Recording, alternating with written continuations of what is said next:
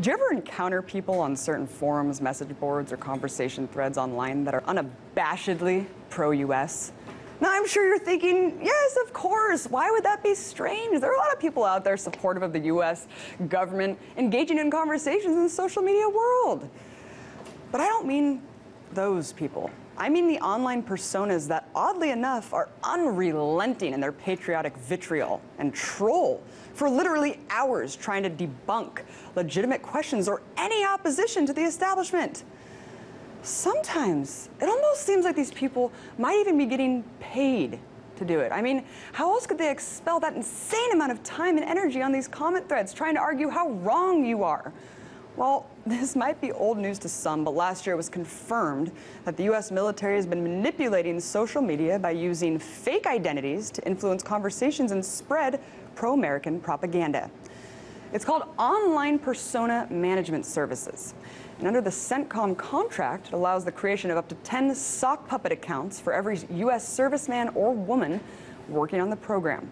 The stipulations are that every fake persona must have a convincing background, history, and supporting friend networks so that it will remain undetectable from even the most sophisticated adversaries. According to The Guardian, the project has been likened by web experts to China's attempts to control and restrict free speech on the internet. And that critics are saying that it allows the US military to create a false consensus in online conversations, crowd out unwelcome opinions, and smother commentaries or reports that do not correspond with its own objectives. Now, of course, according to CENTCOM, their only objective is to counter violent extremists and enemy propaganda outside of the US, and that it would be unlawful to address US audiences with the technology. Wow, unlawful, really? Interesting. Because the newest version of the 2013 NDAA included an interesting amendment.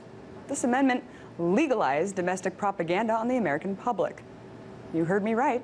The newest NDAA wasn't just reauthorizing the indefinite detention of American citizens. It also allowed the US government to legally carry out misinformation campaigns against the citizens of this country.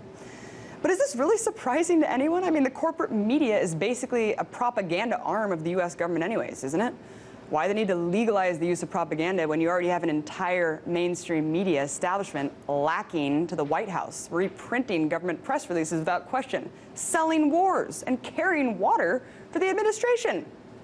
In fact, aside from everything I just mentioned, the Pentagon already spends $4 billion a year to influence public opinion, and the Department of Defense also spends hundreds of millions of dollars on information campaigns in countless countries occupied by the US military.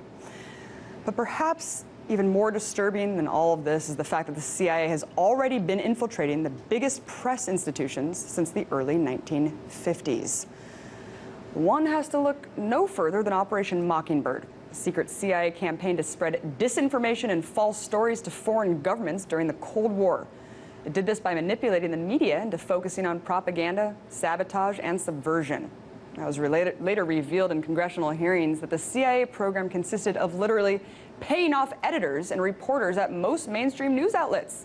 The New York Times, CBS, Time, The Washington Post, Newsweek, AP, Reuters, and countless more. In one instance, a journalist named Joseph Alsop, who's alleged to have been one of the most prominent journalists working under Operation Mockingbird, wrote foreign affairs articles that appeared in over 300 publications. So, isn't it nice to know that the supposed watchdogs of the government can be so easily bought? Even though the intent of this program was to focus on matters outside of this country, it undoubtedly influenced everyone living here at the time. People to this day could still be reading and referencing these articles, not knowing that they're completely fake. And sure, this was more than 50 years ago, but let's face the facts here. Our media is much worse now and has been much more easily compromised now. So how do we know that Operation Mockingbird still isn't in effect? Well, we don't. So, the next time you sit down to read the Sunday paper or visit an online forum, just remember, don't believe everything you read.